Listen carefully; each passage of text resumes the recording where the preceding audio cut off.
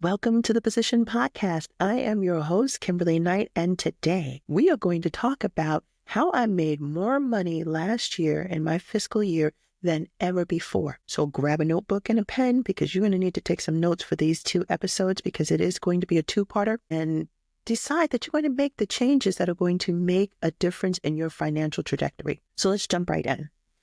But before we do that, please like and share the broadcast because your friends need this too. The last thing you want to do is make lots of money and have broke friends. Oh, that's a whole other episode. Okay. All right. So let's look at some of the things that I did last year that helped me to make more money than ever before. First thing I know for sure I did, and I can tell you it was a game changer, was to invest at the level I expected to get results. I spent more on coaching last year than I ever did before. And I'll be honest with you, had my financial situation not improved behind that information, it would have been a problem for me to meet the monthly fee for that. So it gave me not only the information I needed, the support and the accountability that I needed, but it also gave me the incentive and the motivation to keep on working and not stop. And there is something about that momentum. When you get that momentum going, it starts to take on a life of its own and it becomes its own engine and it pushes you forward. It propels you forward. I am telling you, you need to invest in coaching. You need to invest in consulting, in books, in programs, in conferences. I did all of that last year. To be fair, I've always done that. I think lifelong learning is key. I'm a teacher, but you can't be a teacher if you're not going to be a learner. That's the way I feel. So I've always invested in learning, whether it was formal or informal. I have always done that. I've always been mentored. I have a mentor that I've had in my life for decades now. But I did something different this time. Again, I invested at the level I wanted to get results. So let me give you an example. There are some of us who will invest $100 in a program, but expect our clients to pay us $1,000.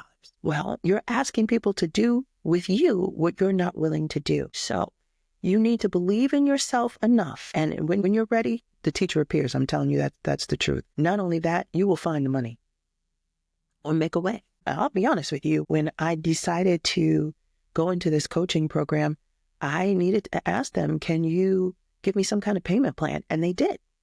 They did, and didn't hesitate. Like, what if I've been intimidated to ask those kinds of things, but not this time. And I am telling you, it paid for itself. I got a contract within probably 2 months that paid for the rest of my coaching program and gave me extra to work with. Now, when I say extra, I doubled the amount of my investment within 2 months. It was like 6 weeks later, I had my first contract that was double the amount I invested. I am telling you, it works. Well, and here's another thing. While I'm saying that, this comes to mind. When you shift your mindset about it being an expense to it being an investment, you'll see it multiply. Investments multiply. Expenses, what do? They subtract. When you see it as an investment, it's going to be a seed. Seeds multiply after their own. Oh, that's good. Oh, that's really good. Yeah.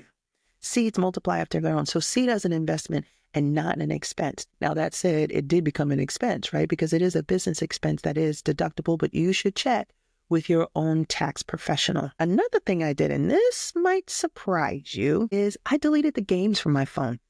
Now, it sounds like a really small thing, but it's not, because they were wasting my time and keeping me distracted. Again, sounds like a little thing, but it wasn't. So the time that I would spend on my games, rather, I spent them in my business, whether it was doing some things on the back end, or I spent time just getting information and doing research or connecting with other people and networking.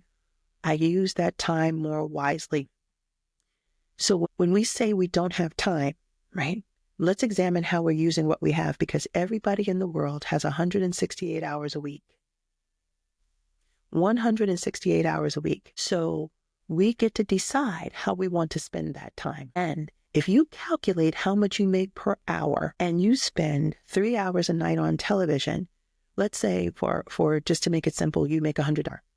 and you decide to watch TV for 3 hours a night, which is kind of average, and I won't even add in the social media for the day, right? Let's just talk about that television time of 3 hours. That's $300 worth of your time. And then we say we don't have time and we don't have money. It's not that. We do have the time, and we did waste that money, right? That money-making opportunity time. It was wasted. But we get to decide how we're going to what? Invest our time. Not spend it, but invest it. And if we make the most of our time, we're more likely to see better returns. Now, here's another thing. I hired help. It was one of the best decisions I have ever made. Again, learning that sometimes fighting so hard to save money was actually costing me money was a whole different mindset. Now, listen, when I started investing in that coaching, I didn't have it, right? Like, it wasn't like I could just write a check and pay the lump sum. It had a comma. It had a comma and zeros. Okay. It was big. And I couldn't take it out of our savings because we had some other things going on and we didn't want to touch it. And I said, okay, what am I going to do? How can I free up my time? How can I be more focused? So I got rid of the games. I cut way back. I really don't watch a lot of television or do a lot of social media, but I cut back on that, like, a lot. And then I hired help. And when I say I hired help, I got a virtual assistant, and she's fabulous. I got someone to help around my house because guess what? Dishes need to be washed, but they don't need to be washed by your girl. Hello. Oh, I know that felt good, right? I got a new tax preparer. I have a new tax preparer who also talks to me about strategy, and that was good, right? So I was already spending the money for the tax preparer, but this one had next level skills. And I'm going to tell you another secret. If you are going to go to the next level financially, you're going to need next level financial advisement and tax preparation and strategy. Oh, yes, sir. Yes, ma'am. If your tax preparer has only worked with businesses that do business by the thousands, and you want to do the business by the 100,000s or the millions, then you have to begin to think and plan for that. And we're going to do a whole other episode on strategizing because that is big.